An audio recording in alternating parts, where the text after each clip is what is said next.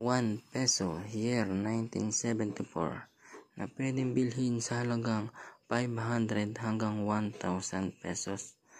Unawain nyo lamang po ang video, mga kalakwatserong Noipi.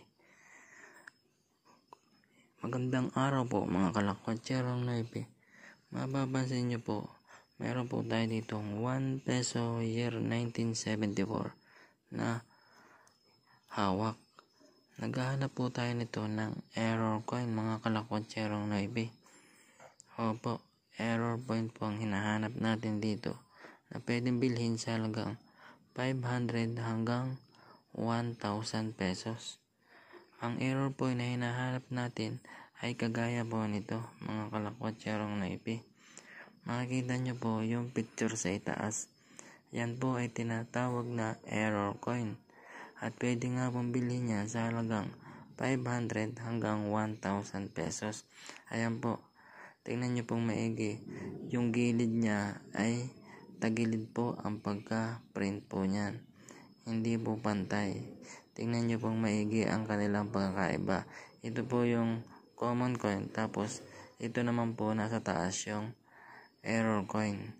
Kung makakita po kayo ng ganyang klaseng error coin, i-message nyo lang po dito sa ating Lakwatserong Noipi FB page at bibilhin po natin yan sa halagang 500 hanggang 1,000 pesos. Depende po sa yari ng pagka-error coin. Pwede pa po yung tumaas, mga kalakwatserong Noipi. Yun lamang po. Sana po mabenta nyo ako ng ganitong klaseng 1 peso year 1974. Marami pong salamat. Napakaganda at brilliant condition talaga. Yan po ang hawak natin sa 5 pisong nonagonal. Napakaganda po nitong ilagay sa frame, mga kalakwatserong Noipi. Baka po meron kayo nito na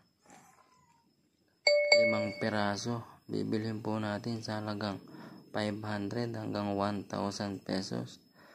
5 piraso na brilliant condition, mga kalakwatserong Noipi. Ayan po, kailangan ko lang po na ating koleksyon na ilalagay natin sa frame.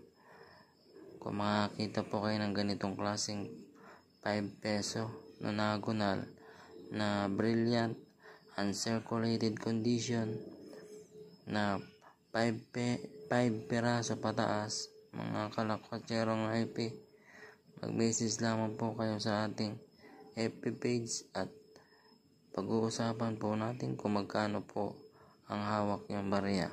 Basta po 5 pieces pataas na 5 peso nonagonal na brilliant condition.